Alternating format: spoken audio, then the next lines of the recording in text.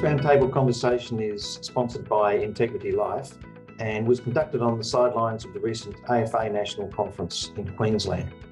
We've got a fantastic panel of advisors, licensees, life company representatives, as well as AFA CEO Phil Anderson, as the panel considers what it will take for you and for your advice business, particularly risk-focused advisors and risk specialist advice businesses, to thrive into the future. The panel in particular talks about everything that's within your control, what you can do today and tomorrow, not relying on any regulatory reforms in the future, but what you can do yourself and your business today and tomorrow in order to thrive into the future.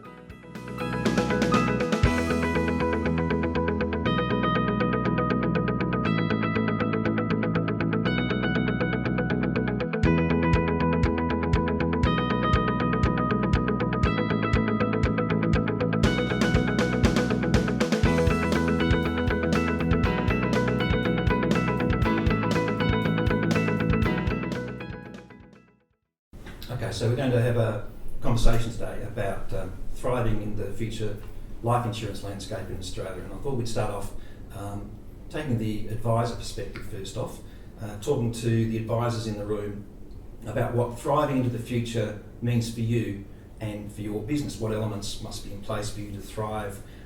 Which of these are within your control? So Michael, if we can start off with you and then we'll follow the advisors. Sure. I think it's a great theme for this conference and for this session, because I do believe that the tides of change are starting to turn, and businesses, life insurance businesses and life insurance advisors are now moving towards that thrive environment.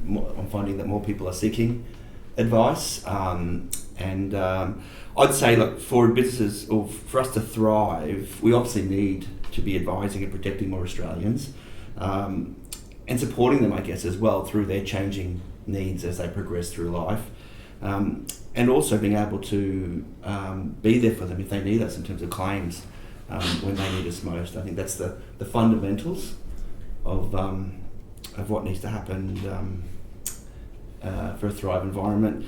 I think the elements, well, people need to be confident in advice, and they need to be wanting to seek advice and understand the benefits that we provide. I still think there's a long way to go there, but it'd be nice to see some progress made. We do need, I know we're not going to cover this too much today, but we do need conducive business regulations to be able to support life insurance advice. And we also do need more advisors to be able to look after the needs of Australians.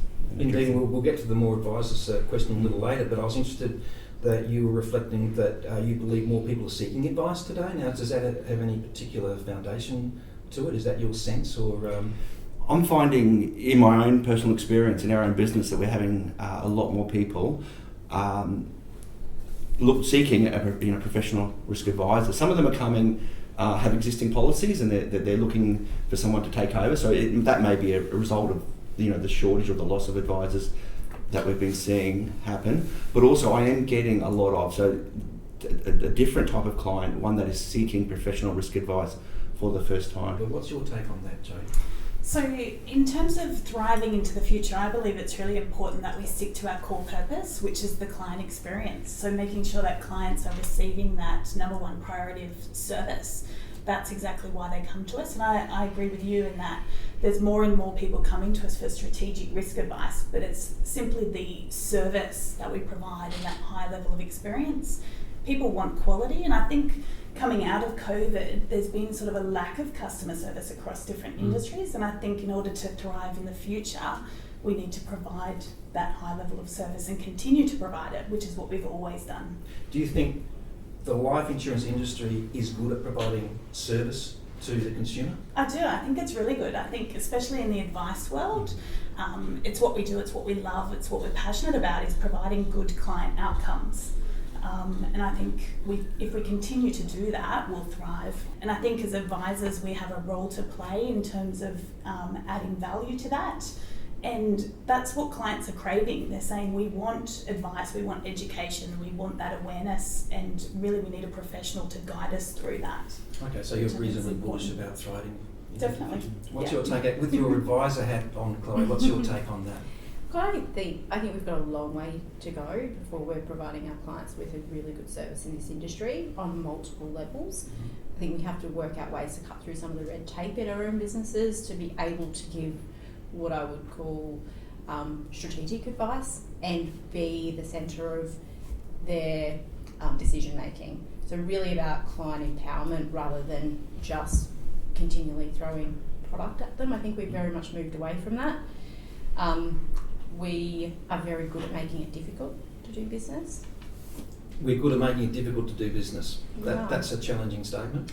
Yeah, I think we are. And there's some of that we can push back to regulation and that sort of stuff, but I think there's also an element where we can do a lot more streamlining with technology and stuff to really empower our business models to take the next step, and ultimately that will put out more clients in a better position and have quicker turnaround times for clients, for example, which creates some capacity so we can help more people. Okay, so technology is part of the answer for thriving into the future. Yeah, for us it is. I think it's got a really key part to play, technology, to a degree. We don't Okay, want to fine. lose the human aspect because technology can't do what humans can, but it can do a lot of the other stuff, leading us to have a really good conversation around client needs and actually help them with the decision-making part. Well, we're going to explore technology in a bit more detail as we go along, and that includes speaking with you, Brett, but we're going to leave it for the time being as we complete the advisor conversation about this first topic. As we turn to you, Dawn, and I wonder what your take is on perhaps what you've already heard or your view on thriving into the future as an advisor in the spice business. Yeah, sometimes I feel I have an overinflated impression of our jobs, but I think that we have the ability to turn the dial on a lot of things. And we have an issue of low financial literacy in Australia. We have very complex financial systems. When we look at the default system around superannuation and insurance, up to 3 million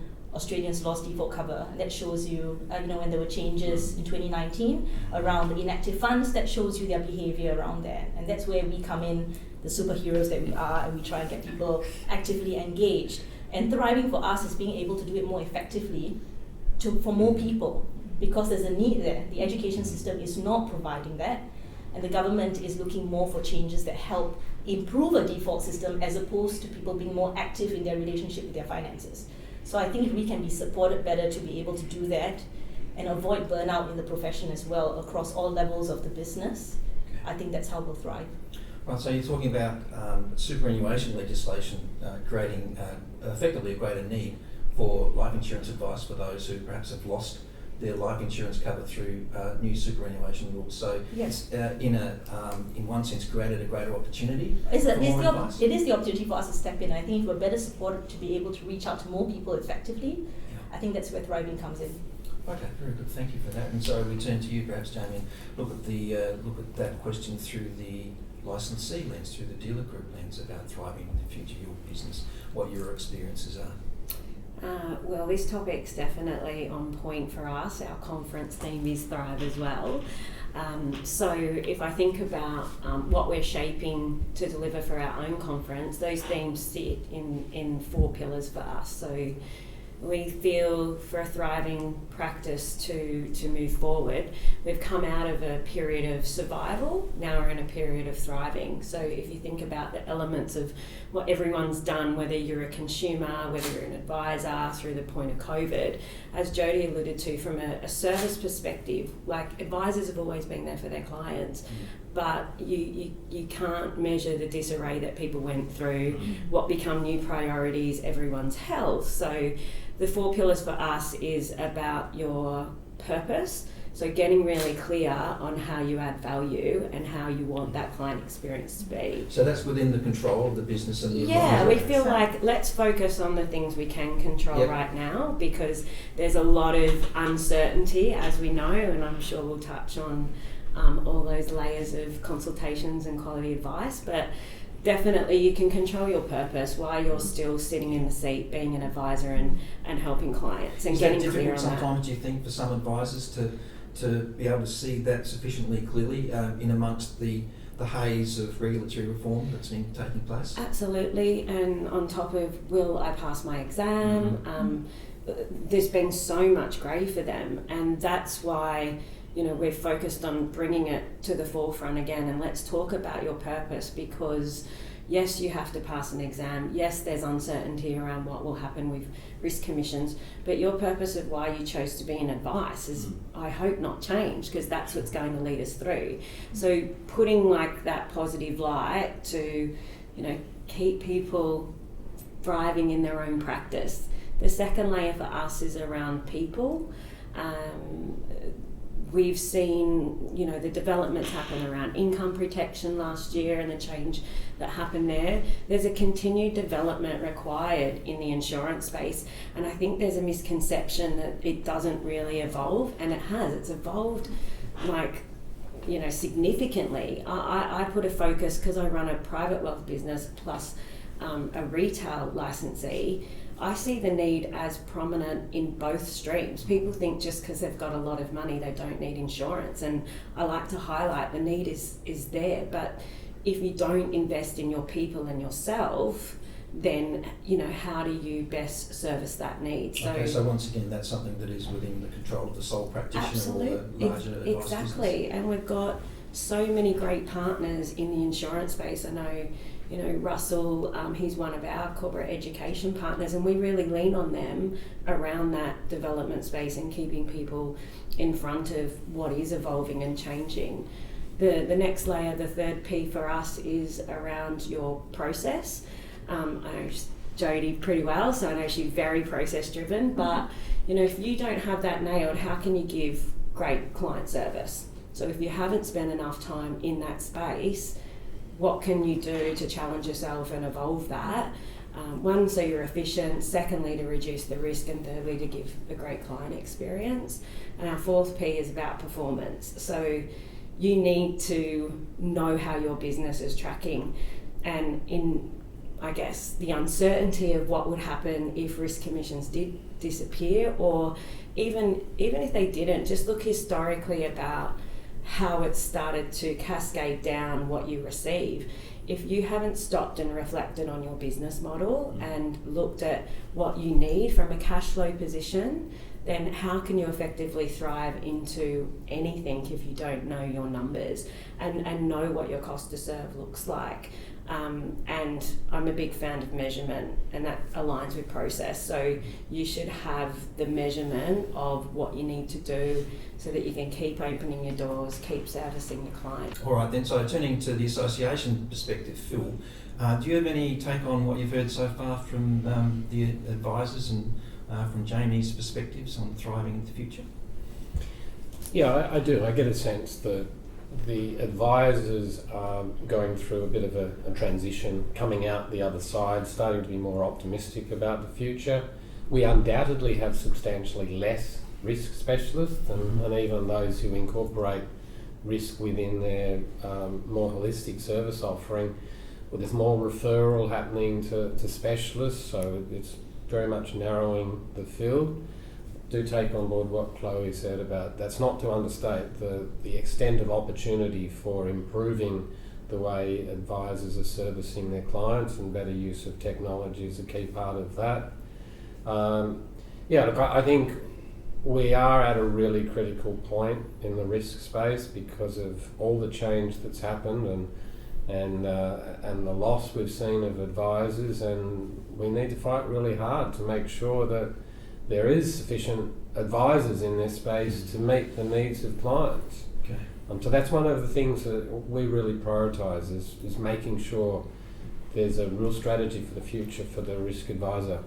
Well, we'll come back to that. We'll come back to have a broader conversation about what it takes to do that. But if we can turn perhaps to you, Russell, and mention the Quality of Advice Review that's coming up and what might need to change for the future. There are certainly opportunities, certain demographics.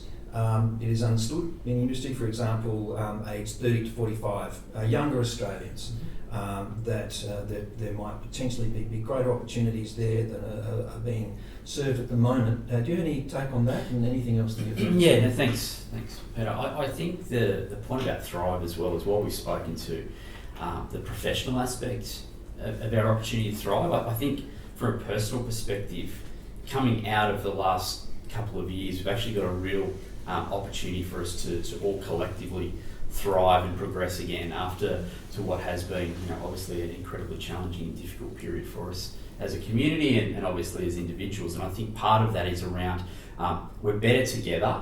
And so it's these type of forums and opportunities that we're now able to start to return to, ensure that we've got that necessary level of support and interaction that I think allows us to be able to open our minds to looking at some of these emerging opportunities and those emerging changes that are actually going to serve us really well, professionally as well as personally. And I think through this period, it's also given us all, I'm sure, an opportunity to reconsider what's important in our lives, in our business, in how we set ourselves up, on what we value and what's important to us. But equally, the one thing that's remained consistent through all of that period is the need and value of advice hasn't changed. If anything, it's actually escalated. And as such, to Phil's point, we're now talking about less people being able to provide what is such a fundamental need for so many Australians. And so our challenge collectively is looking through the ecosystem, whether you be the manufacturer, whether you be the association, the licensee, the advisors. How do we come together as an ecosystem that steps into the space and the opportunity to be able to provide more advice, better advice to more Australians who are, such need for it? So from an opportunity perspective, in that particular age demographic that you spoke to, the data clearly shows that's where the majority of our workforce now sits. Those that are born before sort of 1982, and so they are actively participating in the economy and wherever it's got full employment. Their needs and requirements are such that we've got a great opportunity to be able to step into it from an advice delivery perspective. The biggest aspect is how do we do that at scale? How do we do that with efficiency, both time and cost, through that whole ecosystem working collectively to make sure that we're relevant and contemporary for that particular audience to step into advice and be able to obtain it, because we do know that parts of the segment no longer exist that may have once serviced or supported that part of our sort of demographic. So we now have to look at ways that those that are sitting around this table are able to step in and provide more advice to more Australians on a regular basis. In the next part of this roundtable conversation, our panel considers the critically important issue of the shortage of specialist risk advisors in Australia. They talk about what it will take to recruit more advisors to deliver life insurance advice solutions, but they also talk about what it will take to get existing advisors, generalist and holistic advisors, to be sufficiently comfortable to continue to deliver life insurance advice to their clients.